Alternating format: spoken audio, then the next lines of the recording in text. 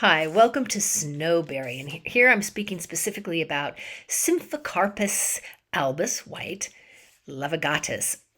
Don't confuse it with creeping snowberry, which is Symphocarpus mollis, and it's also sometimes called Gaultheria hispidula, right? So that's a different plant altogether.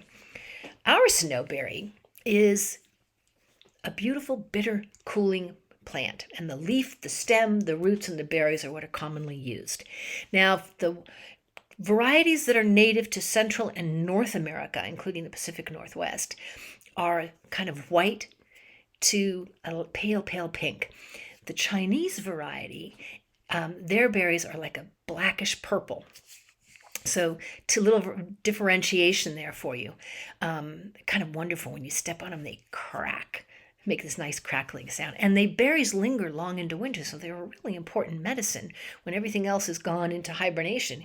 Here's this food for wildlife, but also a medicine. So let's see how some of the Native American people made use of this plant, especially in light of the fact that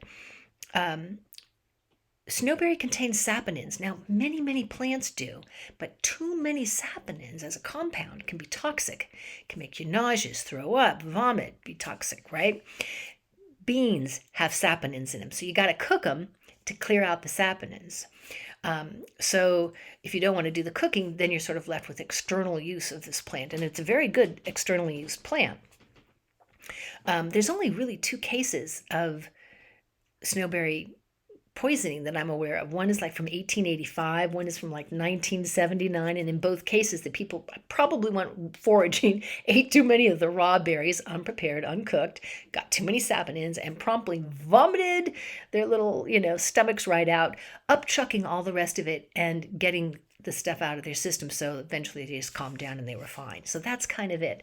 But you'll hear, it can be toxic, so only use it externally. And that's why Native Americans used it in many ways, and it's good for us to take a look at this because this plant has a lot of fantastic applications. So yes, they used it as a wash externally for skin rashes, itchiness, burns, warts, injuries. An infusion of the entire plant was used internally and externally to treat skin conditions and skin rashes. An infusion of just the roots was used to treat fevers, including childhood fevers, right? And as a wash for irritated eyes. A decoction of the root. Now we're talking prepared, so you can feel how this is. When you're decocting, you're cooking. Was used to treat venereal disease and to promote urination. A decoction of the berries used to fight fevers again, colds and tuberculosis.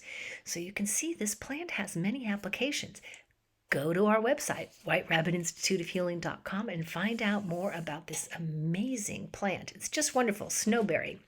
Have a question or comment? Please leave it below. I would love to hear from you.